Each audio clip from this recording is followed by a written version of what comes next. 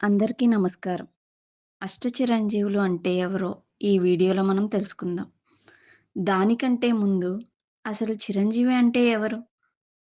చిర అనగా చిరకాలం లేదా ఎప్పటికీ అనే అర్థం వస్తుంది. అలాగే జీవి అనగా బతికి ఉండేవారు. సో, చిరంజీవి అనగా శాశ్వతంగా బతికి ఉండేవారు అని, లేదా మరణాన్ని జయించి ఈ భూమి మీద లేదా ఇతర లోకాల్లో జీవించి ఉండే వ్యక్తి అని అర్థం. హిందూ పురాణాల ప్రకారం కొందరు మహర్షులు, యోధులు, భక్తులు తమ తపస్సు, ధర్మాచరణ, భక్తితో చిరంజీవులుగా మారే వరం పొందారు. వీరు యుగయుగాలుగా భూమిపై లేదా ఇతర లోకాల్లో జీవిస్తూ ఉన్నారు. చిరంజీవి అనేవారు మరణాన్ని అధిగమించిన వారు, కాలానికి అతీతమైన వారు, భగవత్ అనుగ్రహం వల్ల శాశ్వత జీవన వరం పొందినవారు.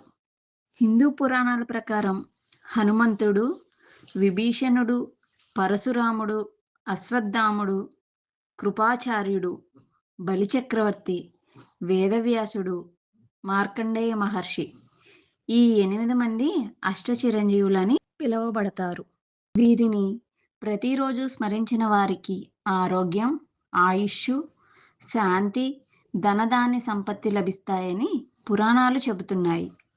అసలు ఈ 8 మంది అష్టచిరంజీవులుగా ఎలా మారారు అనేది తెలుసుకోవడానికి మన టెంపుల్ డైరీస్ ఒరిజినల్ ఛానల్‌ని సబ్స్క్రైబ్ చేసుకోండి. తర్వాత వీడియో చూడండి.